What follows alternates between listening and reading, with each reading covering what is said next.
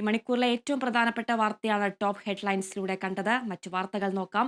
വർദ്ധിച്ചു വരുന്ന വന്യജീവി ശല്യത്തിന് ശാശ്വത പരിഹാരം കണ്ടെത്തുക എന്ന ലക്ഷ്യത്തോടെ CPI ഇടുക്കി ജില്ലാ സമ്മേളനത്തിന് മുന്നോടിയായി മൂന്നാറിൽ സെമിനാർ സംഘടിപ്പിച്ചു.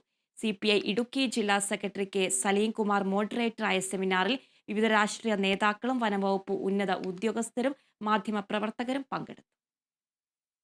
ഇടുക്കിയിൽ വർദ്ധിച്ചുവരുന്ന വന്യജീവി ആക്രമണങ്ങൾക്ക് പരിഹാരം സാധ്യമോ എന്ന ചോദ്യമുന്നയിച്ചാണ് സെമിനാർ സംഘടിപ്പിച്ചത്. ഓരോ വനത്തിലെയും മൃഗങ്ങളുടെ വാസശേഷി കണ്ടെത്തണം. വാസശേഷിക്കനുസരിച്ച് വന്യമൃഗങ്ങളുടെ എണ്ണം ക്രമീകരിക്കേണ്ടതുണ്ട്. അത് ഇന്ത്യയിലും പ്രായോഗികമായി നടപ്പിലാക്കണമെന്നും മുൻ MP അഡ്വക്കേറ്റ് ജോയ്സ് ജോർജ് പറഞ്ഞു.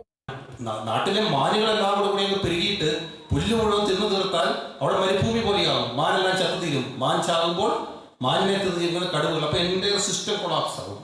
അപ്പൊ ഇതൊക്കെ കാരണം നിങ്ങൾ എന്ത് ചെയ്യണം? നിങ്ങൾ ഇനി ലോകം ഇനി sustainable use of wild life, വന്യജീവികളുടെ സുസ്ഥിരമായ വന്യജീവി വിഭവങ്ങളുടെ സുസ്ഥിരമായ ഉപയോഗത്തിലേക്ക് പോകണമെന്ന് പറഞ്ഞു.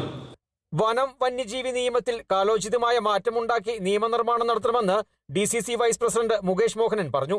ഒരുപക്ഷെ ഇന്ദിരാഗാന്ധിയുടെ കാലത്ത് ഉണ്ടാക്കിയ വനനിയമം, ആ വനനിയമങ്ങൾ കാലോചിതമായി പരിഷ്കരിക്കണമെന്ന് ആർക്കാണ് അറിയാൻ വയ്യ. വനനിയമവും ഇന്ത്യയിൽ ഉണ്ടാക്കുമ്പോൾ ഉണ്ടാകുന്ന സാമൂഹിക സാഹചര്യമല്ല 2025 ഈ ഓഡിറ്റോറിയത്തിൽ നമ്മൾ ഇതിനെക്കുറിച്ച് സംസാരിക്കുമ്പോൾ എന്ന് മനസ്സിലാക്കാൻ കഴിയുന്ന മുഴുവൻ ആളുകളുമാണ് ഇവിടെ ഇരിക്കുന്നത്.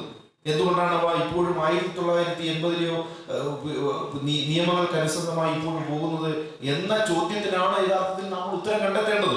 ശാശ്വത പരിഹാരം ചർച്ച ചെയ്യപ്പെടുമ്പോൾ ആനകളുടെ എണ്ണത്തിൽ ഉണ്ടാകുന്ന വർധനവ് എങ്ങനെ നിയന്ത്രിക്കാൻ കഴിയുമെന്ന് പരിശോധിക്കണമെന്നും മാധ്യമപ്രവർത്തകനായ ലാൽകൃഷ്ണനും പറഞ്ഞു. മനുഷ്യ വന്യജീവി സംഘർഷം കുറയ്ക്കുന്നതിന് ശാശ്വത പരിഹാരമായി വനത്തിന്റെ ക്വാളിറ്റി വർദ്ധിപ്പിക്കുകയും വനത്തിനുള്ളിൽ തീറ്റയും വെള്ളവും ഉറപ്പാക്കുകയും ചെയ്ത് വന്യമൃഗങ്ങളെ കാട്ടിൽ തന്നെ നിലനിർത്തുക എന്നതാണെന്ന് Thiruvananthapuram wild life warden S. Vinod പറഞ്ഞു. CPI സംസ്ഥാന കൗൺസിൽ അംഗം MV ഔസേപ്പ് അധ്യക്ഷത വഹിച്ചു. CPI ദേവികുളം മണ്ഡലം സെക്രട്ടറി അഡ്വക്കേറ്റ് ചന്ദ്രപാൽ സ്വാഗതം ആശംസിച്ചു. CPI സംസ്ഥാന എക്സിക്യൂട്ടീവ് അംഗം P. മുത്തുപ്പാണ്ടി, CPI നേതാക്കളായ GN ഗുരുനാഥൻ, ജയാമധു, KM ഷാജി തുടങ്ങി നിരവധി നേതാക്കളും വിവിധ രാഷ്ട്രീയ, സാമൂഹിക, സാംസ്കാരിക സംഘടനാ പ്രതിനിധികളും പരിപാടിയിൽ പങ്കെടുത്തു.